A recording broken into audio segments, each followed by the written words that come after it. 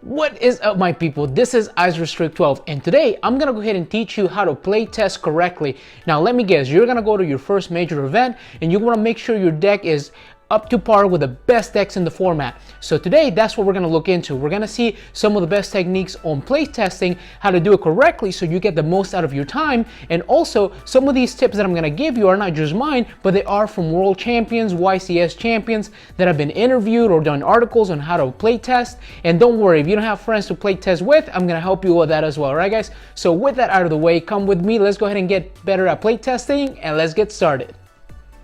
Very well guys, let's go ahead and get started. Now tip number one is I want you to go ahead and grab a piece of paper and a pen or a pencil, and I want you to write down after every single match why you won and why you lost. Now for instance, let's say you are playing and you play Branded Fusion, your opponent played Ash, and that was kind of the end of your turn, and then you lost the game after that. All right, so I will write down, Ash, stop my Branded Fusion. Boom, write it down. And then keep playing, and you'll notice the patterns. You'll notice there's something that you keep losing to, or something that always holds you back. Now, on the same token, if you are winning, you know which card gave you the win, which card gave you the most consistency. Were you able to win with just your deck monsters, or is there one or two extra deck monsters that always seem to kind of be your win condition, all right? Which means that you want to optimize getting those monsters out on the field. So whenever you play test, I want you to have pen and paper and write down why you're winning and why you're losing. And moving on guys, tip number two is I want you to go against the decks that you have a really bad matchup against. What I'm saying is, for instance, for a while I was running an Exo Sister deck. Great deck, it really shuts down the graveyard. But when I'm playtesting, I will really be wasting my time if I'm playtesting against something like Dark World. Dark World is it's a deck that relies heavily on the graveyard, and almost everything in my deck is just geared to shutting down Dark World. That is not a hard matchup for me. Now on the other hand, you have decks that play something like Nibiru that can spare to have all these hand traps, and as an Exo Sister player, I would usually struggle with Nibiru, with Ash Blossom, because then they will stop my XYZ Exo Sister searches. So those are the decks that I wanted to go against, to see how I can either play around them or counter them, or what else I could do to just kind of power through that. All right guys, so I know you're going to be losing a lot, but eventually you're going to start winning a little bit more. So I want you to really focus on playing against the decks that you have a really bad matchup against.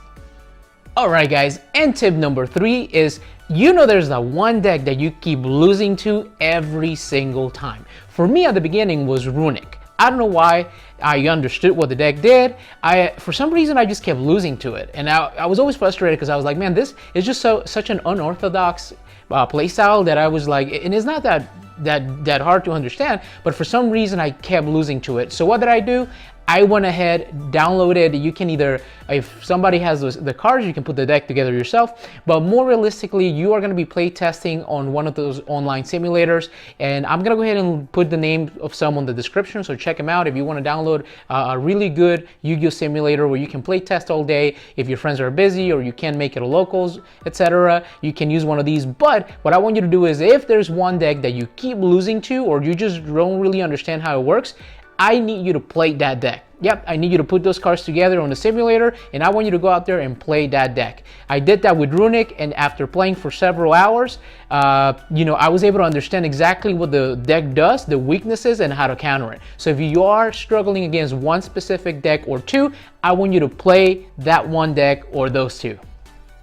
Alright guys, and moving forward, tip number four is, if you are playing with friends, I want you to play with your hand reveal. What do I mean by that is, as you're playing with your friends and you're kind of, strategizing what are the best lines of play, I want you to talk to your friend, especially if your friend is also a good Yu-Gi-Oh player, come with the strategy together. You draw your 5, you're going first. All right, this is what I will do in this situation, and your friend can be like, well, actually, how about this? This might be a more optimal play. So now there's two brains working on that play, or that sequence that you're trying to start. So play with your hand reveal. Remember, you're not trying to beat each other, you're trying to help each other out. And yeah, you'll get a tip or two. This is two minds coming together to make the best line of play. Next thing you know, when it's you against your rival, you're gonna remember that. And again, two brains, more, better than one. Come with strategies together, and most likely they're gonna be better than if you just try to do it on your own. And the last one, guys, pick a deck and stick to it.